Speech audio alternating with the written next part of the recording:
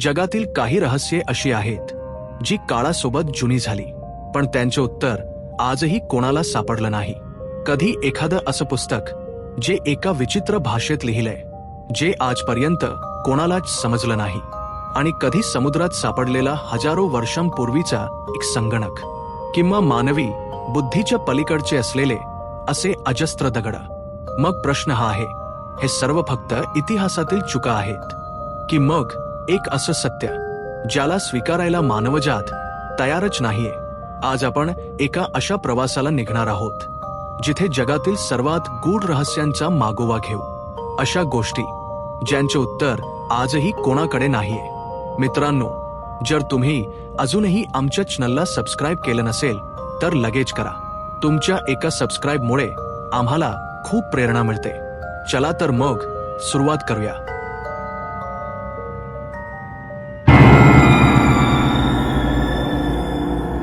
कल्पना करा, तुम्हाला एक पुस्तक मिळालंय जे एका अनोळखी भाषेत लिहिलं आहे, ज्यात विचित्र वनस्पतींची चित्र आहेत, आणि ज्याचा अर्थ समजून घेण्यासाठी जगातील मोठे मोठे सायंटिस्ट्स आणि गुप्तहेर सुद्धा अपयशी ठरले. हेच आहे व्हॉयनिक मॅन्युस्क्रिप्ट, जगातील सर्वात रहस्यमय पुस्तक. 1912 साली हे दुर्मिळ पुस्तक इटलीतील एका जुन्या मठात मिळालं होतं. रेडिओ कार्बन डेटिंगनुसार हे पुस्तक 1400 ते 1440 सालादरम्यान, म्हणजे जवळजवळ 600 वर्षांपूर्वी लिहिलं गेलंय. पण खरं रहस्य आहे याच्या आतल्या मजकुरात. आतमध्ये असलेली स्क्रिप्ट जगातील कोणत्याही संस्कृतीशी, कोणत्याही भाषेच्या जवळही जात नाही.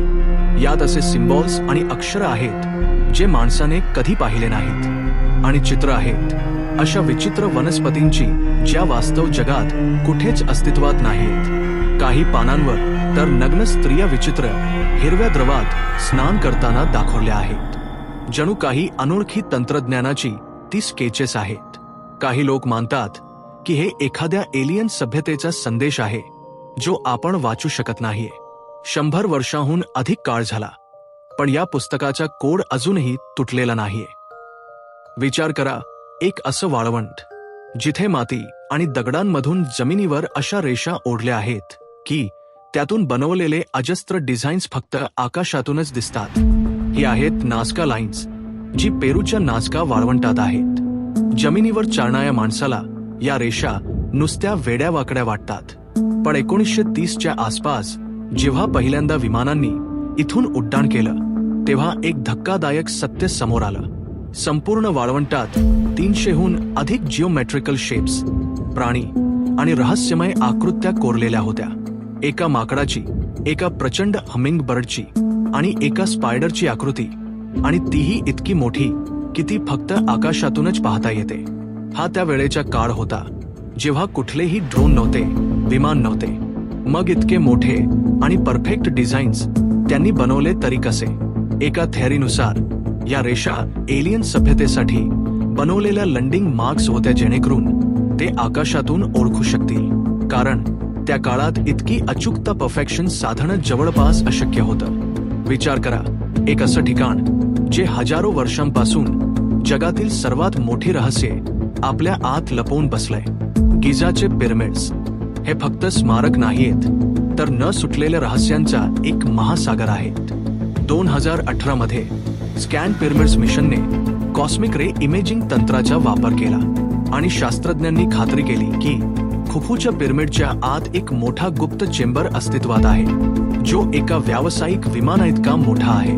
आता प्रश्न आहे, हे चेंबर कशासाठी होतं? काही लोक म्हणतात हा बांधकामाचा कॉरिडॉर होता, पण काही थेरिस्ट मानतात की हे चेंबर एन्शियंट टेक्नॉलॉजी किंवा फेरोच्या खजिन्याचे गुप्त तिजोरी असू शकते. विचार करा, जर हे चेंबर उघडले तर आपल्याला खजिना मिळेल की असं ज्ञान जे मानवी इतिहास कायमचा बदलून टाकेल?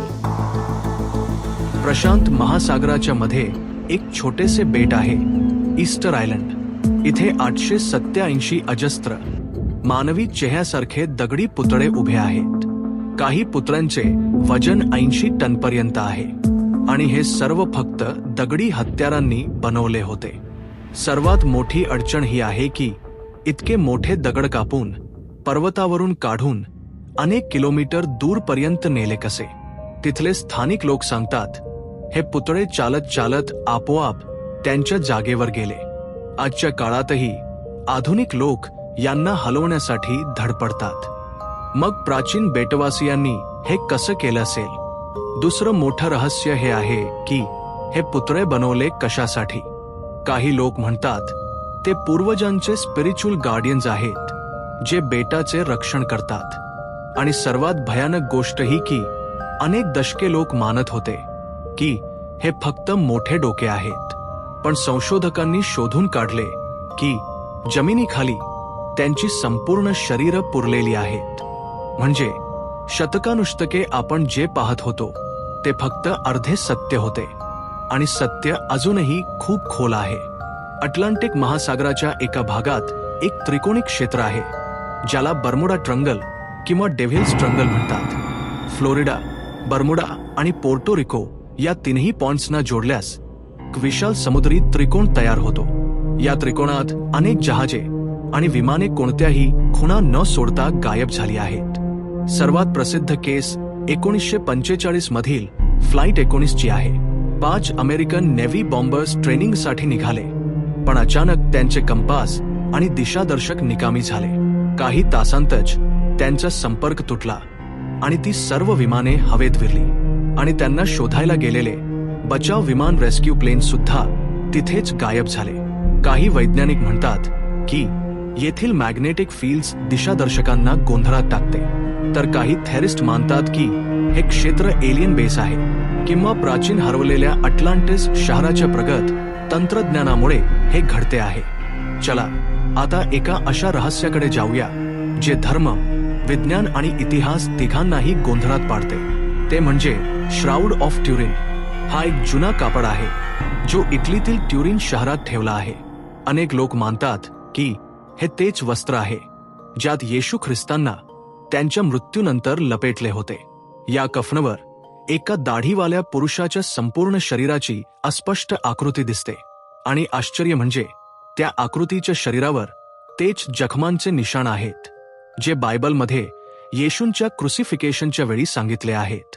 हात आणि पायांवर खिळ्यांचे डाग, पाठीवर मारहाणीचे निशाण आणि डोक्यावर काट्यांचा मुकुट.